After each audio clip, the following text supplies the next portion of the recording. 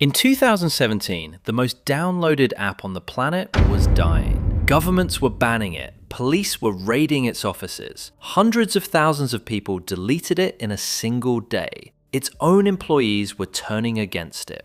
And the man who built it, the man who said he'd fight anyone, anywhere, anytime, was sitting in a hotel room being told it was over.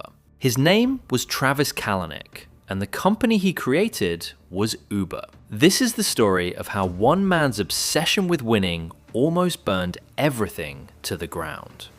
Uber's the most ethically challenged company in Silicon Valley. It started with one cold night in Paris, 2008. Travis Kalanick and his friend Garrett Camp couldn't find a single cab. They were frustrated, wet, and stuck. And Travis asked a question that would change the entire world. What if you could just tap your phone and a car would show up?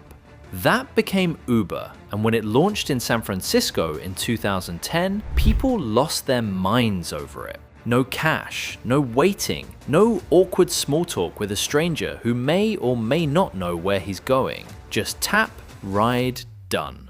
Travis had one rule that drove every decision. Grow at all costs. Move fast. Don't ask anyone for permission. And it worked. Within a few years, Uber was in over 600 cities across 70 countries. It was worth $70 billion. Travis Kalanick was one of the most powerful people in Silicon Valley. But that same rule, grow at all costs, was quietly laying the explosives under the whole company. Travis didn't just want to beat his competitors, he wanted to destroy them. And he didn't care who got in his way. Taxi companies, governments, regulators, journalists. If you stood in Uber's way, Uber was coming for you. When cities tried to block Uber, Travis sent drivers in anyway. When governments tried to investigate, Uber had a secret weapon, a tool called a kill switch. During police raids, one press of a button would instantly lock all their computers and hide all their data.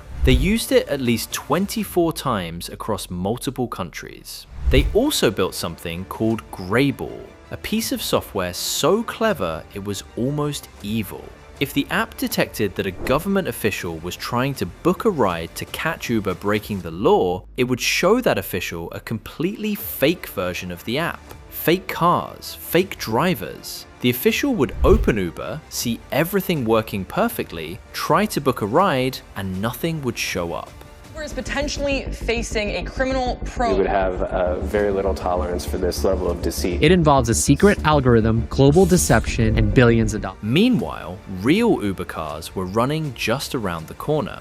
Germany banned Uber entirely. South Korea actually indicted Travis Kalanick personally for breaking transportation laws. London declared Uber unfit to operate. And still, Travis didn't slow down. 2017 was the year the walls caved in, and it started with one blog post that nobody at Uber saw coming.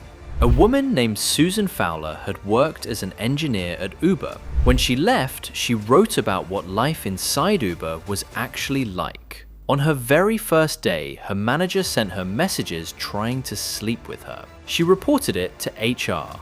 An urgent investigation ordered by the CEO of Uber this morning after a former employee made allegations about sexual harassment against women in the workplace. Fowler posted on a blog Sunday night saying, "My new manager sent me a string of messages over company chat." HR told her they wouldn't do anything because the man was a high performer. She described a company where women were ignored, punished for complaining, and quietly pushed out, while the men who harassed them got promoted. The post went viral overnight, and suddenly every journalist in the world was digging into Uber. Taxi drivers and legislators around the globe opposed Uber's expansion. Executives at the ride-hailing giant prepared for battle. What they found was shocking. Executives had taken a work trip to a karaoke bar in South Korea that turned out to be an escort bar and expensed it to the company.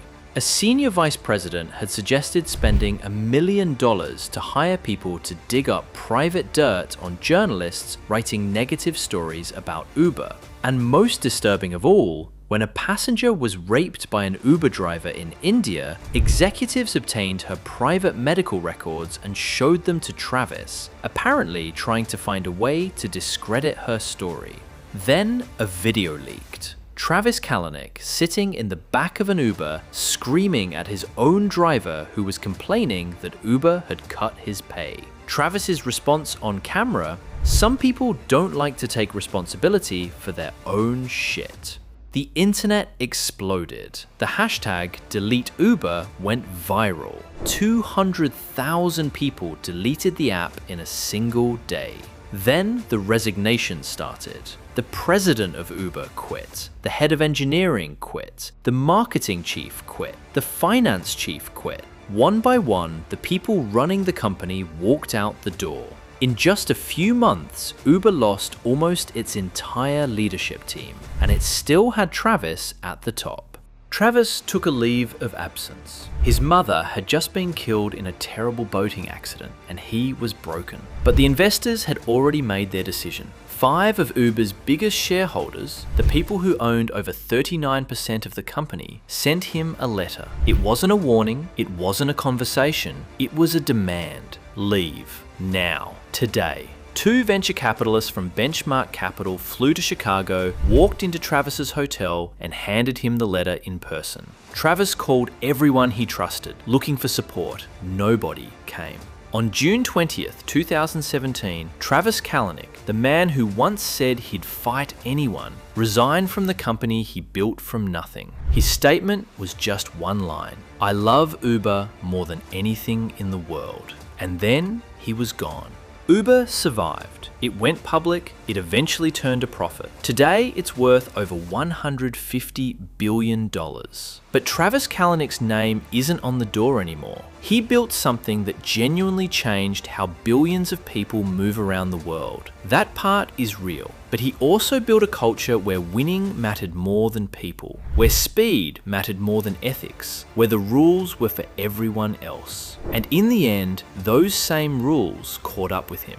You can build an empire on aggression, but you can't keep it there. Uber is surrounded by controversies. How should Uber be treating drivers? As independent contractors or employees? Should cities limit the number of drivers? Tax evasions? Discrimination scandals? Secretly lobbying governments? Uber has been through everything.